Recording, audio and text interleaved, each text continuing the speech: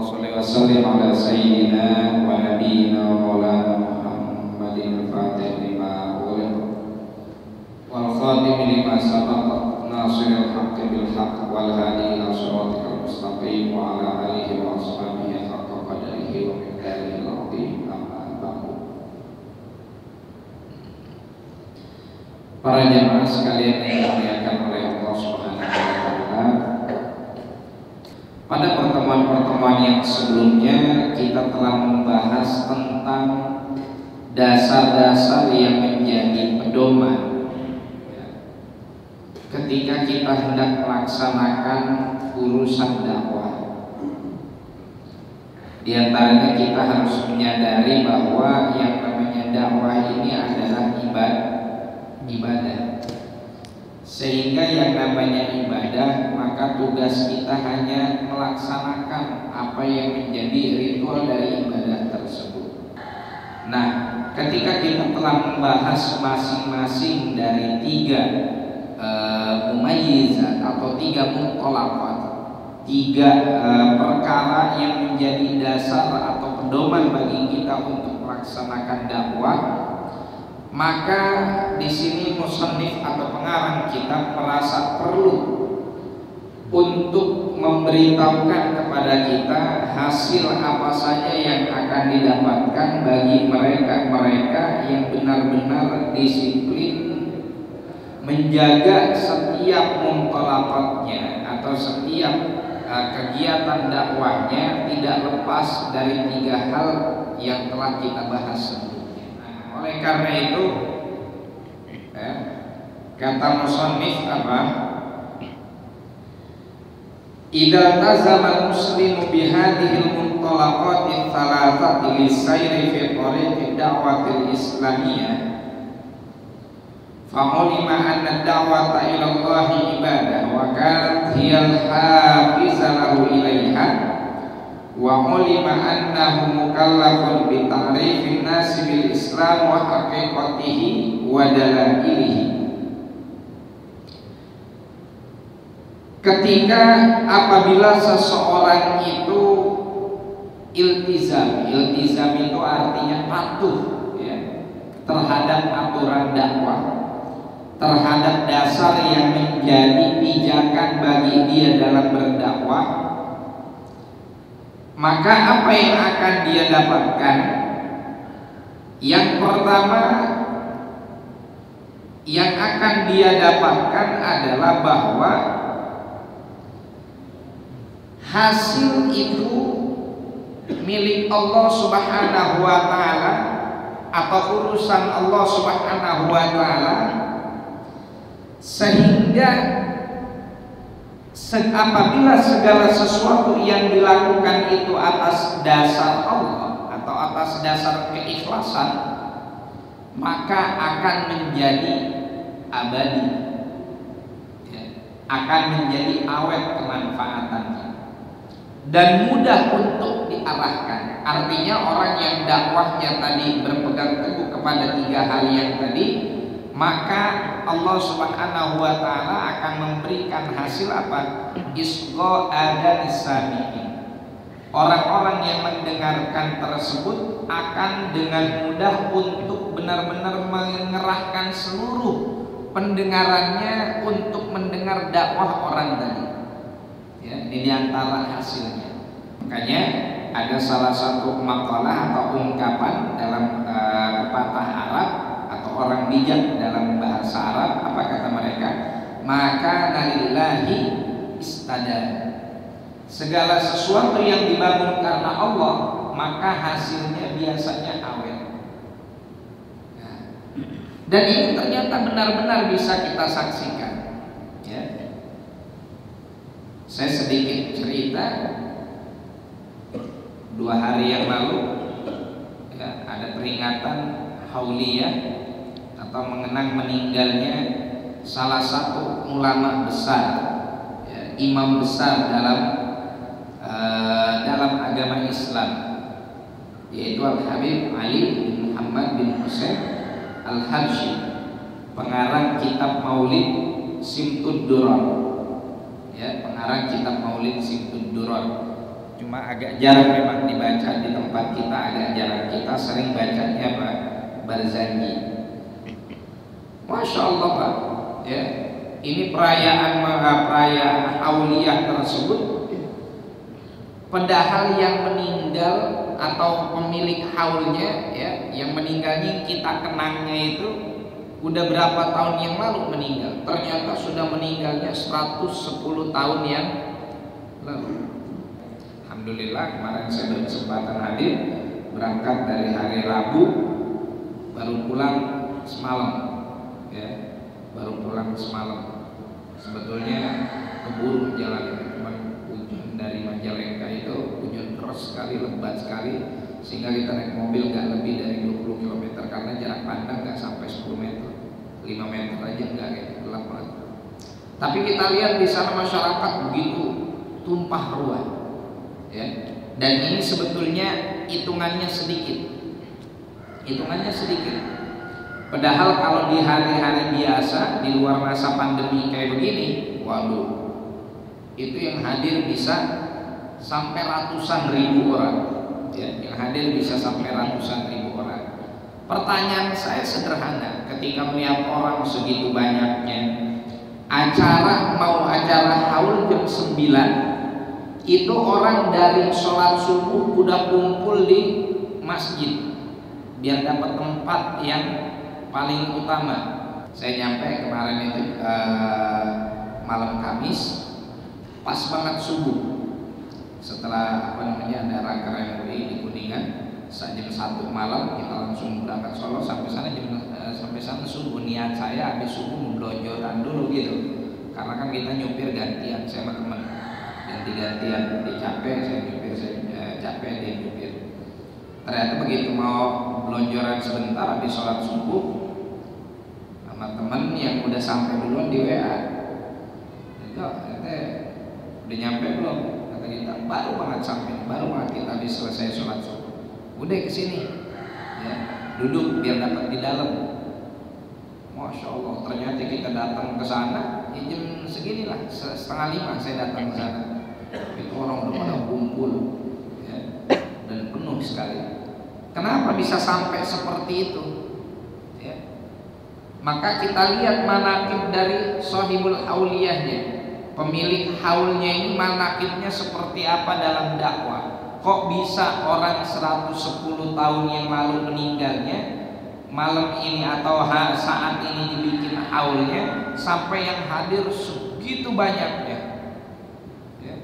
Nah, ternyata memang Shahibul Maulid ini atau Shahibul Auliyah yang memiliki acara tersebut, Habib Ali bin Muhammad bin Husain Al-Habsyi, beliau itu sebetulnya dimakaminya bukan di Solo, yang di Solo itu putranya, beliau dimakamkan di Sewon di Hadramut dekat Tarim. Ternyata di masa hidupnya, dalam dakwahnya, dalam ngajarnya, itu selalu berpegang teguh kepada pedoman-pedoman yang telah dituliskan atau telah diajarkan oleh Syekh Muhammad Said Ramadan Al-Buti kepada kita. Meskipun gak sezaman dengan Syekh Buti, ya, meskipun dengan Syekh Buti gak sezaman, tapi poin-poin seperti ini sebetulnya bukan hanya ditemukan oleh ulama-ulama kontemporer, oleh ulama-ulama saat ini. Oleh ulama-ulama zaman dulu pun mereka sudah tahu bahwa aturan dakwah itu seperti ini, ya, bahwa konsep dalam berdakwah itu mestinya seperti yang telah mereka ketahui di dalam disiplin ilmu agama dalam urusan dakwah, gitu. Hanya saja datangnya Syekh Buti kemudian nulis kitab seperti ini untuk kembali mengingatkan kepada kita. Adapun sebelum adanya kitab Hakadha Fanadu Ilal Islam, maka sesungguhnya para salaf telah benar-benar paham bagaimana cara berdakwah dan apa dasar yang menjadi pijakan mereka dalam melaksanakan dakwah tersebut. Makanya ada satu ungkapan beliau yang sangat masyhur, apa? Ma ra'aitu fathan, tidak ada aku melihat yang namanya futuh dalam ilmu. Ya, futuh itu kalau dalam istilah santri, kita bisa memahami atau diberikan ilham oleh Allah Subhanahu wa taala tentang pemahaman-pemahaman dalam agama, ya, yang mana pemahaman-pemahaman tersebut apa istilahnya, minimalnya banget kata para masyayikh kita itu dengan mudah memahami kitab-kitab, dengan mudah memahami konten-konten atau isi-isi yang ada di dalam buku, minimalnya seperti itu futuh namanya, ya. Maksimalnya Masya Allah, Allah akan berikan kepada dia ma'rifat yang tinggi, yang tidak bisa diukur. Nah, ini untuk bisa futuh kayak begini dalam proses belajar, dalam proses ilmu, dalam proses ngaji, supaya kita gampang paham pelajaran, supaya kita menjadi orang alim, itu nggak gampang, ya. Sulit untuk bisa mendapatkan futuh seperti itu. Nah, di antara cara futuh, kata Habib Ali, tidak pernah saya menemukan satu perkara yang paling mudah untuk mendapatkan fathur rabbani, futuh dari Allah Subhanahu wa taala, seperti dengan cara berdakwah, ya. Seperti dengan cara berdakwah. Jadi dakwah ini adalah salah satu cara untuk mendapatkan futuh di dalam pemahaman agama. Ya, sebagaimana sholat sunnah dijaga juga merupakan cara untuk mendapatkan futuh dalam agama. Kemudian melaksanakan adab-adab agama yang lain, adab-adab Islam yang lain juga itu untuk mendapatkan futuh dalam agama. Wah, ternyata ada satu lagi untuk bisa kita dapat futuh, dan kalau kita bisa melaksanakan ini dengan baik, maka futuh yang akan kita dapatkan al-fathul akbar, futuh yang sangat besar dan mudah. Nah, apa perbuatan yang mesti kita lakukan untuk mendapatkan futuh tersebut? Wahai Sayyidina Imam, apa kata beliau? Kata beliau, dakwah ilallah, berdakwah kepada Allah Subhanahu wa ta'ala. Masya Allah. Sehingga wajar karena beliau sadar bahwa apa yang beliau lakukan dari dakwah tersebut memang untuk menjadi lahan amal ibadah kepada Allah Subhanahu wa ta'ala, maka hasilnya apa? Lisannya menjadi magnetis, lisannya itu menjadi seperti magnet, ya. Karena lisannya menjadi seperti magnet yang dapat menarik hati setiap orang yang dia ajak dakwah. Bukan lantaran tutur katanya yang puitis, bukan lantaran ucapannya yang penuh dengan sastra, bukan itu, tapi lantaran isi hatinya yang benar-benar bersih, yang benar-benar bening. Karena lisan mah hanya cerminan yang ada di dalam hati. Kata Arab apa? Innal kalama lafil fuadi wa inna ma ju'ilal lisanu 'alal fuadi dalila. Sesungguhnya yang namanya kalam, yang namanya ucapan itu adanya di dalam hati. Sedangkan lisan hanya menjadi apa? Petunjuk dari apa yang tersimpan di dalam benak kita, di dalam hati kita, Nah, urusan dakwah Habib Ali Al-Habsyi ya udah nggak harus dilakukan lagi. Bagaimana dakwah beliau sehingga dengan mudah merubah orang-orang yang tadinya jauh dari Allah menjadi dekat, yang tadinya dekat kepada Allah semakin dekat. Gitu. Nah, itu yang pertama. Yang kedua, ya, hasil yang akan didapatkan oleh orang yang berdakwah dengan berlandaskan dari usus dan juga muntolakot ini, dia akan memahami bahwa yang namanya hasil itu milik Allah, sedangkan kita tidak dituntut untuk menentukan hasil. Kita hanya dituntut untuk melaksanakan kewajiban. Tadi kita sudah paham bahwa yang namanya dakwah ini adalah ibadah. Ibadah itu kan berarti kewajiban kita di hadapan Allah Subhanahu wa ta'ala. Nah, ini kewajiban kita. nanti urusan hasil dari yang si mad'u tersebut, orang yang kita seru, orang yang kita ajak, ini murni urusan Allah Subhanahu wa ta'ala. Makanya Rasulullah pun diajarkan dan diwanti-wanti oleh Allah Subhanahu wa ta'ala. Apa kata Allah? Innaka la tahdi man ahbabta walakin Allah yahdi man yasha.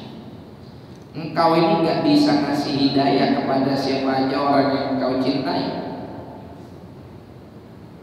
walakin Allah yahdi man yasha. Akan tetapi Allah memberi hidayah kepada siapa saja yang dikehendaki oleh Allah Subhanahu wa ta'ala. Nah, sehingga kalau udah seperti ini, apa yang terjadi? Yang ada bawaannya kita tenang, ayat santai dalam artian kita, bukan dalam artian malas-malasan, enggak ya. Santai di sini artinya yaudah, kalau saya hanya sekedar melaksanakan kewajiban dari Allah Subhanahu wa ta'ala. Dia mau saya seru, dia mau saya ajak, dia mau berbuat baik, dia mau hijrah, ya alhamdulillah. Masjid ada ya, majelis taklim ada, dia hijrah, dia berubah, semua fasilitas terpenuhi, alhamdulillah. Enggak juga kalau seandainya dia nggak mau berubah juga. Apa kemudian lantaran dia nggak berubah, yang kita ajak dia tidak juga mau mengikuti ajakan kita dan ajaran kita, lantas kita mendapatkan dosa? Selama kita udah melaksanakan dakwah tersebut, maka gugur kewajiban kita sebagai seorang muslim untuk menegakkan atau untuk melaksanakan dakwah tersebut. Tuntutan kita udah selesai karena telah kita laksanakan. Ini Zaid bin Nas, waduh benar, waduh banget. Kita ajak dia, taubat dia, ya, nurut dia. Kemudian apa yang terjadi? Tiba-tiba dalam sekejap perilakunya berubah dari yang tadinya bandel benar, ya, sulit sekali buat dinasihati, sulit sekali buat dibilangin. Tiba-tiba begitu mendengarkan dakwah kita, dia berubah kondisinya. Dan bahkan terkadang perubahan dia lebih baik daripada kita yang berdakwah. Kalau sudah seperti itu apa? Maka akan hilang di dalam hati kita perasaan atau rasa di dalam hati merasa diri ini paling mulia, merasa diri ini paling sombong, merasa diri ini paling hebat. Loh kok bisa kayak gitu? Nah itu tadi, karena begitu kita melihat orang yang kita ajak telah berubah, Masya Allah, apalagi perubahannya melebihi apa yang kita miliki, melebihi apa yang menjadi kebiasaan kita. Dan ini banyak kita temukan ya. Dalam satu perjalanan pulang ke Indonesia tahun 2018, begitu kita transit di Qatar mau pindah tukar pesawat, saya nemu orang pakai gamis di ruang tunggu pesawat itu ya, pakai gamisnya gamis hijau, warnanya sama dengan hijau kayak gini. Dia pakai tas, pakai gamis, lagi nyemil. Nah, yang bikin saya yang bikin saya agak sedikit heran ini karena nih orang lain sendiri ya. Karena itu saya lihat dari jauh, begitu saya deketin ternyata apa? Sekujur tubuhnya penuh dengan tatonya udah bukan tato biasa, bukan tato sini gambar pala macan atau gambar enggak, sekujur tubuhnya penuh dengan tato.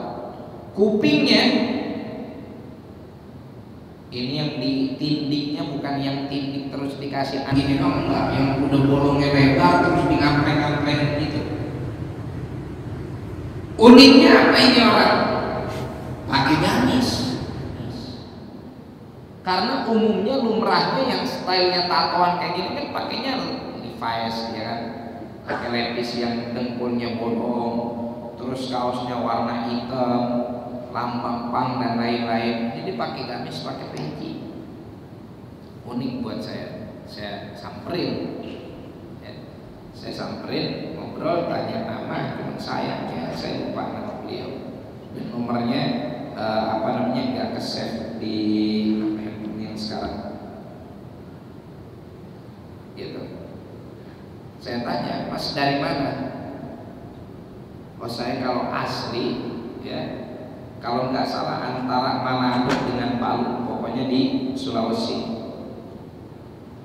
Ini mau pulang atau mau berangkat? Maksudnya dalam perjalanan si Mas ini mau berangkat, ada tugas atau mau pulang? Enggak, saya mau pulang. Kalau boleh tahu apa aktivitas sampean? Ternyata dia bisa ngapain?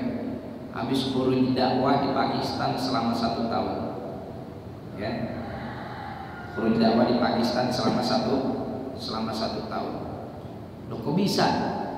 Sampean khuruj dakwah di Pakistan selama 1 tahun. Oh, dia cerita itu sambil kita nungguin pesawat, saya dan nungguin pesawat. Ternyata selama ini kehidupan dia hancur di dunia hitam, di dunia gelap, mabuk, naik Vespa gembel kayak gitu tuh. Ya yang rodanya banyak banget, mampirnya di pom bensin gak ada lampunya. Terlapar dia minta, pokoknya style kayak begitu. Seluruh tubuhnya ditatoin. Dia bilang sampai satu ketika ada orang dari jamaah tabligh, ya. Jadi gak semua jamaah tabligh itu harus kita hukumi gak baik, banyak yang baik juga, karena saya banyak punya sahabat dari jamaah tabligh dan mereka juga banyak punya peran. Terlepas dari ada kekurangan lain-lain, itu hal biasa. Kita bukan ingin bahas ke sana. Diingetin sama jamaah tabligh, ya. Kemudian tersentuh hati saya sadar. Ya mudah-mudahan teman-teman saya juga kalau udah begini penampilannya pas mati, ya udah.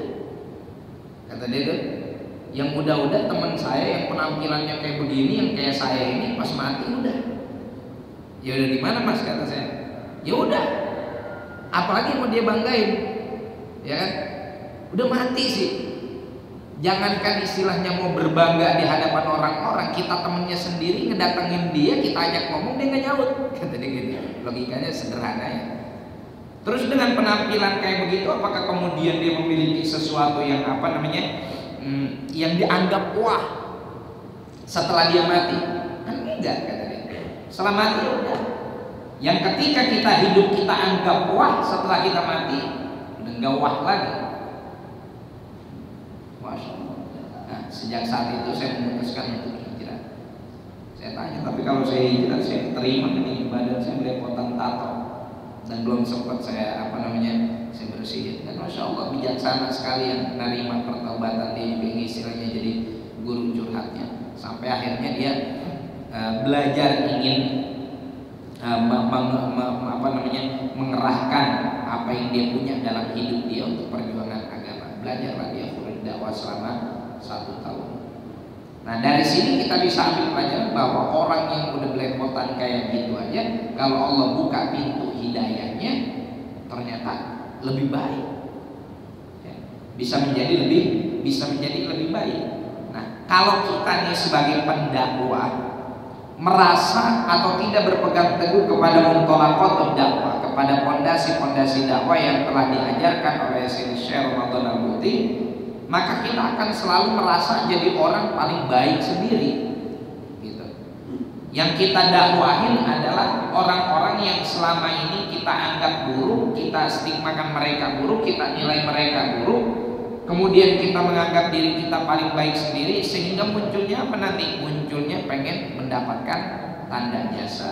Ya, lu kan hijrah gara-gara gua, kayak begitu. Nah ini nggak bisa, ya. Makanya ada salah satu ungkapan dalam hikam Sayyidina Imam Ibnu Athaillah Sekandari, apa kata beliau? Kata beliau, rubba maksiatin awrathat dullan wan kisara khairun min ta'atin awrathat izzan was tikbara. Berapa banyak kemaksiatan yang mewariskan kehancuran hati, yang menghasilkan kehancuran hati, itu lebih baik daripada ketaatan yang mewariskan kesombongan. Artinya apa? Artinya kalau kita melakukan sebuah kemaksiatan, ya Pak, kemudian gara-gara maksiat tersebut kita sampai kepada titik jenuh, wah gak ada apa-apanya kalau saya berbuat maksiat ini, gak ada hasil yang membahagiakan buat saya. Yang ada justru malah saya semakin hari semakin gelisah, semakin hari semakin gak enak makan, semakin hari semakin jadi sorotan negatif oleh tetangga. Gak ada kebahagiaan yang bisa saya rasakan dengan sepenuh hati. Udahlah, saya pengen tobat, masa mau maksiat terus. Nah yang kayak begini ini lebih baik daripada yang model kayak mana? Daripada model yang setiap hari ibadah tapi kemudian dengan ibadahnya dia sombong di hadapan Allah Subhanahu wa ta'ala. Dalam ibadahnya dia enggak ikhlas. Dalam ibadahnya dia merasa bahwa saya nih. Nah, itu lebih buruk seperti itu. Yang lebih baik yang mana yang tadi? Gara-gara ada satu kemaksiatan kemudian rasa jenuhnya tiba, momennya pas, kemudian dia berubah menjadi orang yang lebih baik gitu. Nah yang selanjutnya yang harus kita pahami bahwa ketika orang dalam dakwahnya berpijak kepada mutlaqatul dakwah yang telah diajarkan oleh guru kita Sayyidi Syekh Sa'id Al-Qurtubi, maka akan muncul keikhlasan di dalam hati. Dan ini penting. Ikhlas ini paling penting dan ini paling berat ya. Mengamalkan sesuatu dengan ikhlas, kata orang-orang nih ya, kata orang-orang bijak, mengamalkan sesuatu dengan ikhlas itu sulitnya sesulit mencari kata-kata ikhlas dalam surah Al-Ikhlas. Biasa kalau surah-surah lain kan nama-nama surahnya ada tersebutkan di dalam surah tersebut ya, Al-Baqarah, Ali Imran, Nisa dan lain-lain. Tapi kalau Al-Ikhlas, Qul huwallahu ahad, Allahu samad, lam yalid wa lam yulad wa lam yakul lahu kufuwan ahad. Mana kata-kata Al-Ikhlasnya? Enggak ada. Sulit dicari kata-kata Al-Ikhlasnya. Nah, perbuatan ikhlas pun sulit untuk bisa dilakukan. Tapi bukan berarti nggak bisa. Bisa, tetap tetap itu menjadi satu bagian dari ketentuan Allah Subhanahu wa ta'ala untuk bisa dimiliki oleh siapapun yang mau. Hanya saja memang butuh mujahadah, butuh usaha, butuh kesungguhan untuk bisa sampai kepada maqam ikhlas tersebut. Nah, ini yang paling penting. Ini yang paling penting, karena kalau sudah perbuatan tersebut dilakukan dengan ikhlas, maka amalnya hidup. Karenanya apa? Wa arwahuha wujud sirril ikhlasi fiha. Ruh dari amal tersebut adanya keikhlasan. Gak ada ikhlas, ya udah jadi kayak patung, gak ada hasilnya, gak ada manfaatnya. Nah, tapi ini nanti pembahasan ikhlasnya mungkin akan dibahas di lain kesempatan, di lain waktu. Tapi yang pasti kalau orang sudah sadar bahwa dakwah itu adalah ibadah, dakwah itu adalah tugas mulia, dakwah itu adalah sesuatu yang kita ini diperintahkan oleh Allah Subhanahu wa ta'ala untuk kita melaksanakan kewajiban. Maka yang namanya kewajiban, melaksanakan kewajiban butuh keikhlasan. Supaya apa? Supaya kewajiban tersebut yang kita laksanakan diterima oleh Allah Subhanahu wa ta'ala. Para jamaah sekalian yang dimuliakan oleh Allah Subhanahu wa ta'ala, saya rasa untuk pertemuan saat ini cukup sampai di sini dulu. Nah, insyaallah ini akan kita bahas di pertemuan yang akan datang. Mungkin untuk sementara, untuk hari ini cukup sekian yang dapat saya sampaikan. Kurang lebihnya saya mohon maaf. Allahumma fiqna qawmi. Assalamualaikum warahmatullahi wabarakatuh.